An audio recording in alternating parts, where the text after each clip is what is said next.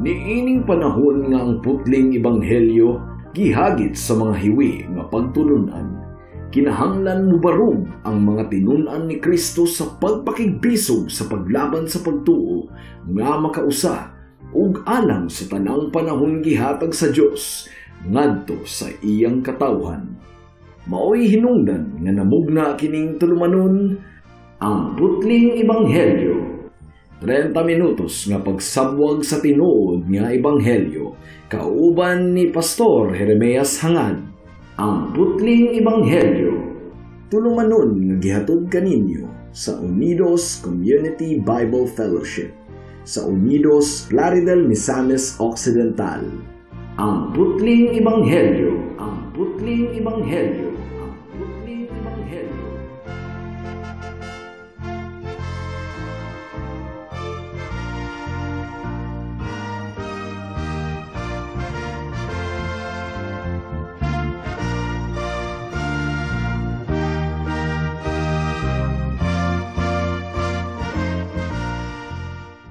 Mayong hapon, Unidos, Plaridel, Calamba, Baliangaw, sa Pangdalaga, Rizal, Lupisayna ug kutob sa tanang gidala sa Ginoo sa pagpaminaw niining atong programa nga giuluhan og ang putling ebanghelyo.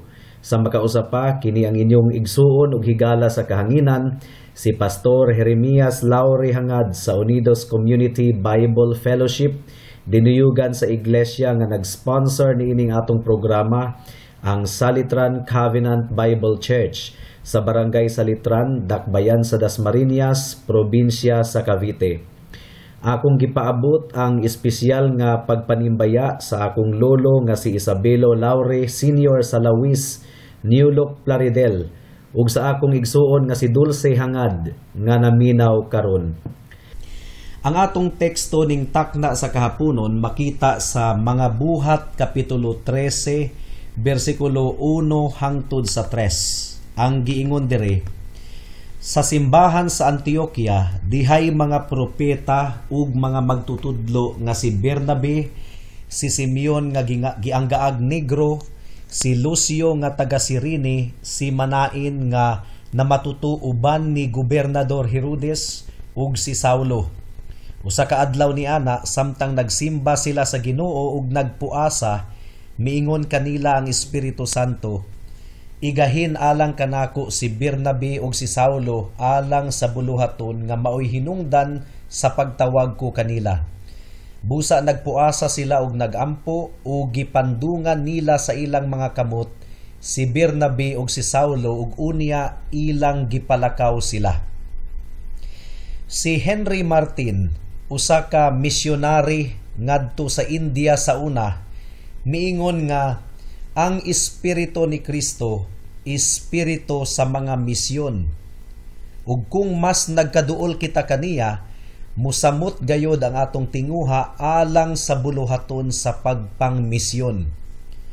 Well, kung ako ang inyong pangutanon mga kahigalaan, uyon kaayo ko sa giingon ni Henry Martin. Si Pablo ug si Bernabe sa atong teksto karon nakasinati sa susamang kasinatian ni adtong nagministeryo sila didto sa Antioquia. Gitawag sila sa balaang espiritu aron ipakuyanap ang ebanghelyo didto sa Europa.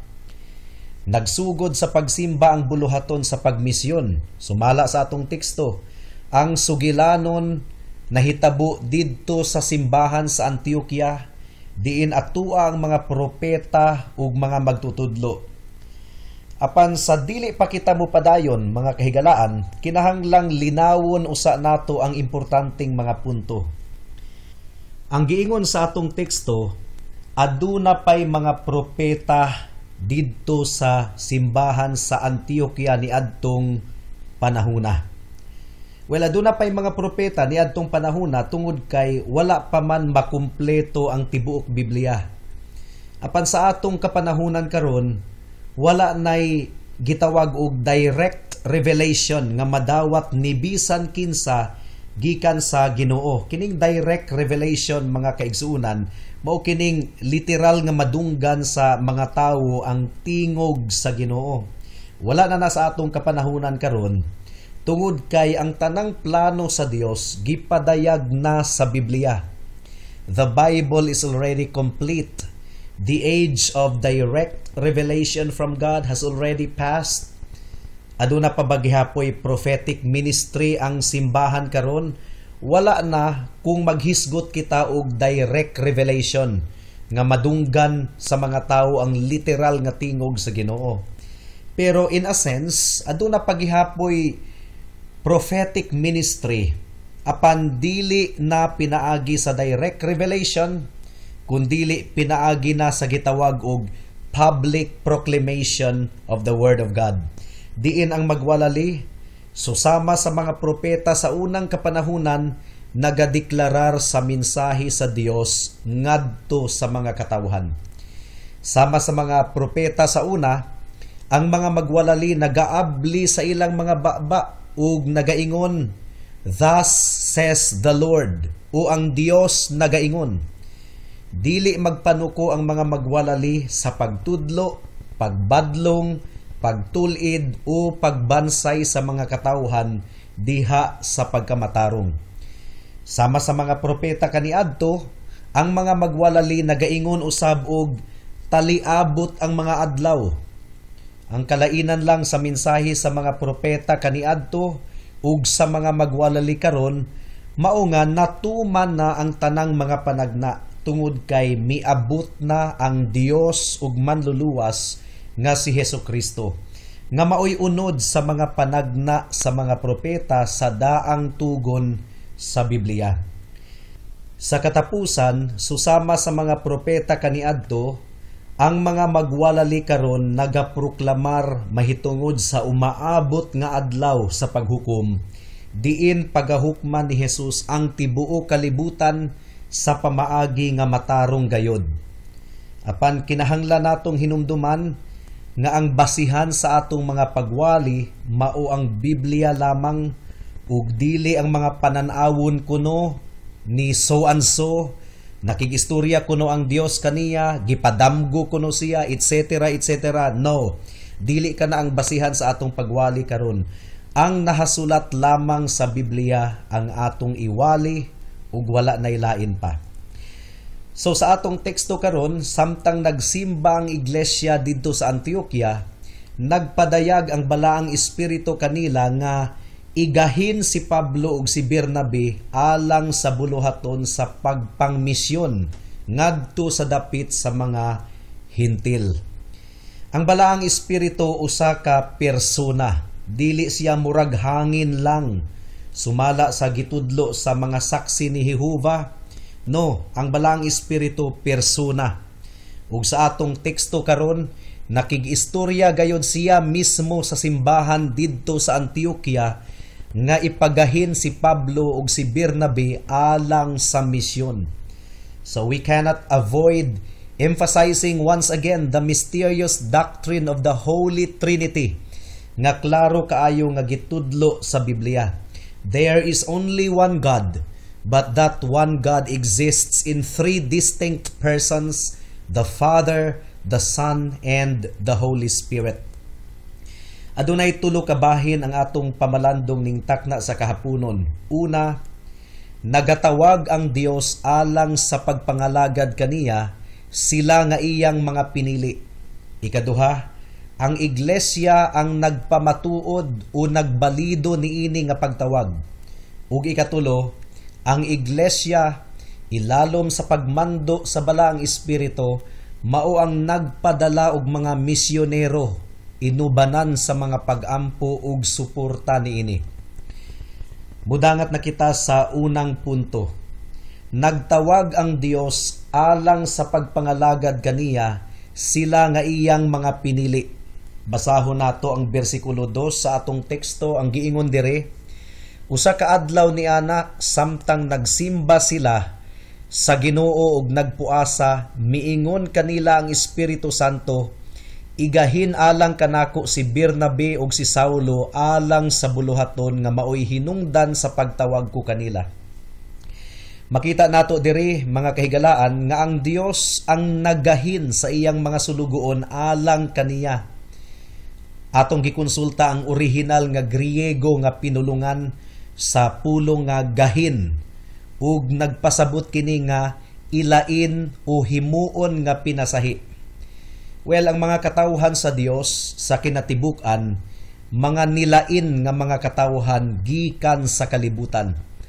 Apan gikan niini nga mga tinubos ug nilain nga mga katawhan, aduna pagayoy gigahin ang balaang espiritu nga mga sulugoon nga maoy mobuhat sa pinasahi nga tahas sa pagwali ug pagproklamar sa ebanghelyo ug sa pagdumala sa iyang simbahan. Mga kahigalaan, ang Dios mismo ang nagtawag og mga pastors ug mga magtutudlo aron sa pag-atiman sa iyang iglesia.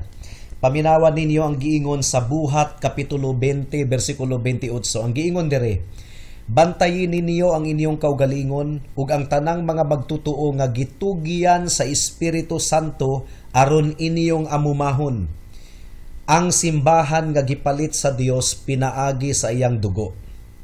So nakita ninyo, ang balaang espiritu ang nagahin og mga tawo aron mahimong mga pastor, magwalali ug magtutudlo. Kung ang tawo ginahin, mga kahigalaan, ang buot ipasabot niini, pinasahi gayod siya gikan sa ubang mga tawo. Well, sumala sa gikaingon ko na kaganina, ang iglesia sa kinatibuk-an pinasahi gayod gikan sa kalibutan. Kung ang kalibutan nagiyanang sa kasalanan, ang iglesia kinahanglang magkinabuhi nga balaan. Ang Roma kapitulo 12 bersikulo 1 nagaawhag sa iglesia nga dili musunod sa naandan sa kalibutan. Apan sa konteksto sa atong pagtuon gikan sa atong teksto, gipahibalo kita nga ang mga pastor kinahanglang mahimong pinasahi gikan sa ubang mga miyembro sa iglesia sa Dios. Kay ngano man, unsa man di ay ang ilang pinasahi nga tahas nga dili kasagarang mabuhat sa ubang mga sakop sa panon sa Dios. Una, gitahasan sila nga panguluhan ug pagadumalaan ang panon sa mga katawhan sa Dios. Ikaduha, gitahasan usab sila nga amumahon ang mga karnero ni Kristo. Ug dugang pa, gihatagan sila og pinasahi nga tahas nga magtuon og duro sa pulong sa Dios aron sila makatudlo og insakto tungod kay manubag sila kung sipyat ang ilang gitudlo sa mga katawhan. Mao kini ang giingon sa Santiago kapitulo 3 bersikulo 1. Tinuod nga gisugo sa Ginoo ang tanan niyang katawhan nga mag-atiman sa usag-usa or atimanon ang usag-usa, apan ang mga pastor espesyal gayod niyang gitawag alang sa mas bugat nga pag-atiman o pag-amuma sa iyang mga katawhan. Ug samtang ang mga pastor matinud-anon nga nagabuhat sa ilang tahas, gisugo usab sa Ginoo ang iyang iglesia nga hatagan ang mga pastor og doble nga dungog ug pagtahod. Paminaw nato ang giingon sa unang Timoteo kapitulo 5 bersikulo 17. Ang giingon dire, ang mga pangulo sa simbahan nga maayong mutuman sa ilang katungdanan, angayng ilhon nga takos sa doble nga suhol, labi na kadtong naghago gayod sa pagwali ug pagtudlo. Ug dugang pang mga kaigsuonan, ang giingon sa mga Hebreohanon kapitulo 13 bersikulo 17, ang giingon dire, tahura ang inyong mga pangulo ug tumana ang ilang mga sugo. Kini sila walay pahulay sa pag-atiman sa inyong mga kalag, kay maghatag man sila husay sa ilang pag-alagad sa Dios. Malipay sila sa pagtuman sa ilang buluhaton kung tahuron ninyo sila. Apan kun dili, masubo sila sa pag-alagad kaninyo ug kana dili makaayo kaninyo. Karon, unsa man ang pinakaunod sa pagtudlo, pagwali ug pag-atiman sa mga pastor? Ang tubag, sumala pa sa Biblia, nga ang pastors kinahanglan nga magbayaw kanunay sa ngalan ni Kristo, sa pagpailaila kang Kristo kanunay ngadto sa mga katawhan, ug sa pagmantala kanunay sa grasya sa kaluwasan sa atong Ginoong Hesukristo. So mao kadto ang unang punto mga kahigalaan. Nagatawag ang Dios alang sa pagpangalagad kaniya, sila nga iyang mga pinili. Ang Dios ang personalmente nga nagatawag. Dili ang tawo ang mitawag sa iyang kaugalingon, kundili ang Dios mismo maoy gapili o gatawag sa iyang mga sulugoon. Karon ang pangutana, kinsa man ang mupamatuod o mubalido o muila nga ang usa ka tawo tinawag di ay sa balaang espiritu aron mahimong pastor? Mao kini ang ikaduhang punto mga kahigalaan. Ang iglesia mao ang magpamatuod o magbalido o muila sa mga tao nga tinawag sa Dios alang sa pagkapastor. Nagatawag ang Dios sa iyang mga sulugoon pinaagi sa pag-ahensya sa iyang iglesia. Ang buti pasabot niini, ang simbahan mao ang muila o mo-recognize sa mga tao nga gitawag gayod sa Dios. Ang pangutana, unsaon man nila sa pag-ila? Unsaon man sa church nga ma-recognize nila ang tinawag sa Ginoo? Well, the good news is that wala nagkulang ang Biblia. Adunay klaro kaayo nga mga kwalifikasyon nga gisulat sa Biblia kung unsaon sa pag-ila sa iglesia sa mga pastor. Paminawan ninyo ang mga kwalifikasyon sumala sa nahasulat sa unang Timoteo kapitulo 3 bersikulo 1 hangtod sa 7. Pamalandungi kini mga kaigsunan, kay daghan rabang nagpastor karon nga wala makapasar ani nga mga kwalifikasyon. Bali, sila lang ang nagtuboy sa ilang kaugalingon nga pastor kuno. Sila, apan layo ra kaayo ang ilang kinabuhi sumala sa pastor nga gilarawan sa Biblia.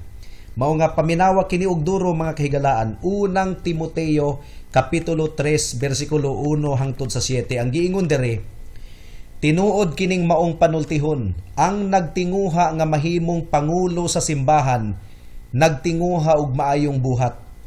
Busa kinahanglang dili masaway ang pangulo sa simbahan, usaray asawa, maugdang, mahigugmaon sa kalinaw, maabi-abihon ug maantigong mutudlo. Kinahanglang dili siya palahubog ug dili palaaway, kundili malumo ug makigdaiton. Kinahanglang dili siya nawong og kwarta. Kinahanglang maayo siya mudumala sa iyang mga anak aron sila magmasinugtanon ug magmatinahuron kaniya. Kay kung ang usa ka tawo dili maantigong mudumala sa iyang kaugalingong panimalay, unsaon man niya pagdumala sa simbahan sa Dios? Well, sa dili pa kita mo padayon mga kaigsuunan, diri kasagarang bagsak ang mga nagpailang pastor kuno sila. Tungod kay ang mga anak nila ang number 1 nga badlungon. Tiwaso nato ang sumpay. Kinahanglan nga siya dili bag-o pa lang nakabig, kay tingali unyag magmapagarbuhon siya pag-ayo, ug tungod niini silutan siya ingon sa nahitabo sa yawa. Kinahanglan nga tinahod usab siya sa mga dili sakop sa simbahan, aron dili siya kaulawan ug mahulog sa litag sa yawa. So nakita ninyo mga higala, dili day basta-basta ang kwalifikasyon sa pagkapastor. Ug dili day basta-basta nga moproklamar ang usa ka tawo nga pastor kuno siya ug magwalali. Kinahanglang ma-recognize siya sa tibuok simbahan nga nakapasar sa biblical qualification. Adisir siya ordinahan sa pagkapastor. Ang giingon sa Roma kapitulo 10 bersikulo 15, unsaon man nila pagwali kung walay nagpadala kanila? Well, kinsa man ang magpadala? Wala nay lain kundili ang simbahan. Susama sa nahitabo kang Bernabe ug kang Saulo sa atong teksto. Mao nga kinahanglan nga ang church careful kaayo sa pag-recognize og mga pastors. Gani ang giingon sa atong teksto, nagpuasa gayod sila og duro, nagpuasa ug nagampo ang simbahan didto sa Antioquia, adisir nila gipadala si Bernabe ug si Saulo ngadto sa buluhaton sa misyon. Ang Dios ang nagtawag og mga pastor, apan ang simbahan ang muila sa mga tinawag ni Kristo, sumala sa gipadayag niya nga mga kwalifikasyon sa Biblia. Kinahanglang dili magpataka ang simbahan og recognize ug mga pastor. Ug nagtuo ko mga kahigalaan nga diri nagkulang ang kasagarang mga simbahan. Mao nga nabulingan ang testimonyo niini tungod sa mga pastors kuno nga ilang gi-recognize apan bagsak di ay sa mga kwalifikasyon. Ang uban kanila palaaway, mahilig og lalis, kalibutanon kaayo og kinaiya. Napamangani mga pastor kunuhay nga palahubog gihapon, unawong og kwarta ug labaw sa tanan, gubot ang pamilya tungod kay dili maantigong mudumala ug modisiplina sa mga anak. Ang mga asawa pod number 1 nga chismosa. Igsuon seryoso kini. Wala nagtiaw-tiaw ang Biblia mahitungod sa mga pastor. Mao nga atong iampo padayon ang mga pastor. Ug kung ang pastor sa inyong simbahan igsuon klaro kaayong bagsak sa biblikal nga kwalifikasyon, nagtuo ko nga oras na aron kamo mangita og tinuod nga mga pastor. Sugdi kini sa mga pagampo ug pagpangaliya sumala sa gibuhat sa simbahan didto sa Antioquia. Nagtuo ko nga ang Dios puno sa grasya ug mutubag siya sa atong mga pagampo. Well, kung aduna kamoy dugang pa nga mga pangutana mahitungod niini, bukas kanunay ang akong cellphone 0935-744-3030. Mao kini usa sa atong tinguha sa atong programa diri sa kahanginan aron atong matabangan ang mga simbahan nga mareporma ug makasunod gayod sa standard sa Biblia. Oras na aron mo sidlak ang simbahan diri sa atong nasod. Ang punto sa atong pagtuon mga kahigalaan mao kini. Ang lokal nga simbahan maoy maningkamot nga makita nila ang mga ebidensya sa kinabuhi sa usa ka tawo kung tinawag bagayod siya sa Ginoo alang sa pagkapastor. Kung muingon siya nga tinawag siya apan gubot ang iyang pamilya, dili niya mapitol ang iyang mga anak, mutubag-tubag kaniya, bagsak siya. Bisan pagkapila pa siya graduate og Bible school o seminary. Kinahanglang paningkamutan una niya nga mahapsay ang iyang pamilya. O di ba kaha, palaaway siya o mahilig makiglalis o dili pino ang kinaiya niya. Makasala na gayod ang simbahan kung ilang i-recognize gihapon kana nga matang sa tawo aron mahimong pastor nila. Hinaot nga nakita ninyo kini mga kaigsunan. Ang simbahan pod ang gitahasan sa Ginoo nga magpadala og mga missionaries ug church planters. Wala nay lain. Ang simbahan usab ang gitahasan sa pagbansay sa mga kalalakihan aron sila mahimong mga pastors. Mao nga dako gayod kaayo ang papel nga gisangon sa Dios sa mga simbahan nga iyang gitanom sa nagkalain-laing dapit. Ingon ani pod ka importante ang church membership. Si Kristo ang ulo sa iyang iglesia ug ang simbahan mao ang iyang lawas. Mao nga kung ikaw anaa kang Kristo kinahanglan nga mahimo ikaw nga kabahin sa iyang iglesia. Mudangat na kita sa ikatulong punto. Ang iglesia, ilalom sa pagmando sa balaang espiritu, mao ang nagpadala og mga misyonero, inubanan sa mga pag-ampo ug suporta niini. Ang giingon sa bersikulo 3 sa atong teksto, busa nagpuasa sila og nagampo ug gipandungan nila sa ilang mga kamot si Bernabe ug si Saulo ug unya ilang gipalakaw sila. Nagpuasa ug nagampo ang tibuok iglesia. Nagampo sila nga palampuson ug palambuon sa Ginoo ang ilang buluhaton. Human silang magpuasa ug magampo, ilang gipandong ang ilang mga kamot kang Bernabe ug kang Saulo. Mao kadto ang pag-ordina kanila alang sa missionary work. Ingon ini usab ka importante ang mga pagampo, mga kaigsuunan. Bisan pa sa gipadayag sa balang espiritu kanila nga igahin si Bernabe ug si Saulo sa buluhaton, nagampo pagihapon sila. They really wanted the blessing of God for this missionary endeavor of their church. Kining pagwali namo sa radyo, kining atong programa diri sa kahanginan, mga kahigalaan, misyon pud ni sa among simbahan. ug amo gayud kining gihulom sa mga pag-ampo aron kini magmalampuson. Ang among simbahan, ang Covenant Bible Church, ug ang tanang kabahin sa Herald of Grace Radio Ministries Philippines, kanunay gayud nga nagaampo alang niini nga buluhaton. Ug igsuon diha sa pagtuo, duyog usab kamo sa mga pag-ampo, mag-ampo gayud kita. Tungod kay wala kita nagsalig sa atong kaugalingong abilidad. We trust only in the grace of God to make our labors for Him fruitful o magmabungahon. Mudangat na kita sa mga aplikasyon. Alang sa mga magtutuo, magampo gayud kita og padayon sa Ginoo nga magpadala siya og tinuod nga mga pastor nga mag-amuma ug mag-atiman sa atong mga simbahan. Kanang mga pastor nga iya gayong mga tinawag ug gipanalanginan niya og kinaiyahan nga pasado sa biblical nga kwalifikasyon sa pagkapastor. Iampo nato mga kaigsuunan ang mga pastor nga patubuon pa sila sa Ginoo ug nga mas musidlak ang ilang testimonyo, pagkabalaan ug katakos sa mga pagwali. Ato usab nga iampo nga mas muinit pa ang ilang gugma alang kang Kristo ug sa iyang mga katawhan. Tabangan usab natog ampo nga kanunayng mahapsay ang ilang mga pamilya, ang ilang asawa ug ilang mga anak. Sa mga higala nato nga wala pa kang Kristo, ayaw ninyo himuang hinungdan ang mga pastor nga salawayon nganong dili kamumuduol kang Kristo. Nagkulang ang mga Christian churches sa pagmatngon sa pag-recognize sa mga pastor. Mao nga adunay kaso nga mga makaguol.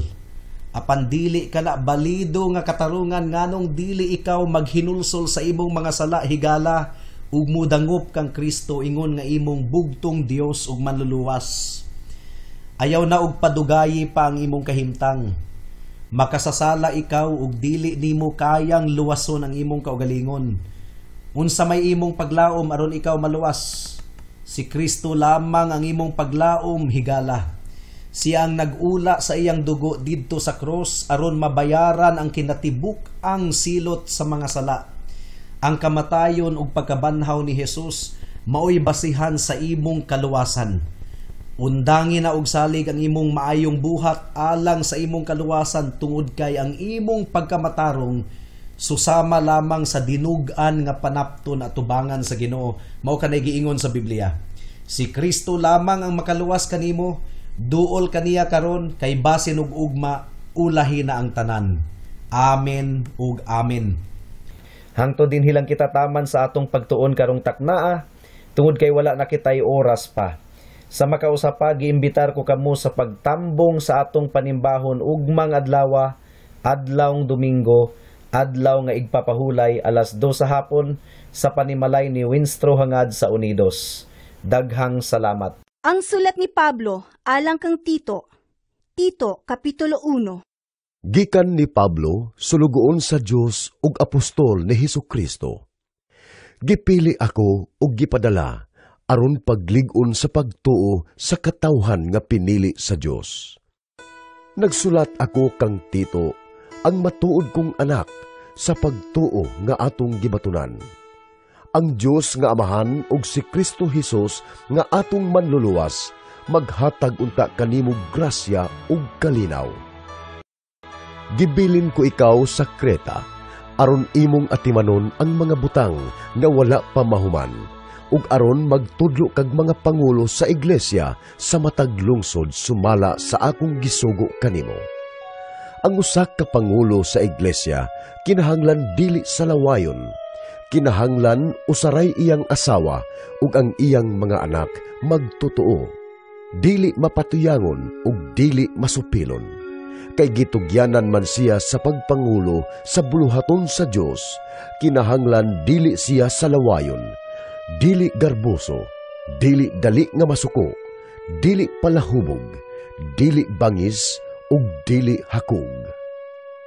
Kinahanglan hinuon nga maabi-abihon siya, mahigugmaon sa maayo, ligdong, matarong, balaan ug mapinugnanon sa kaugalingon.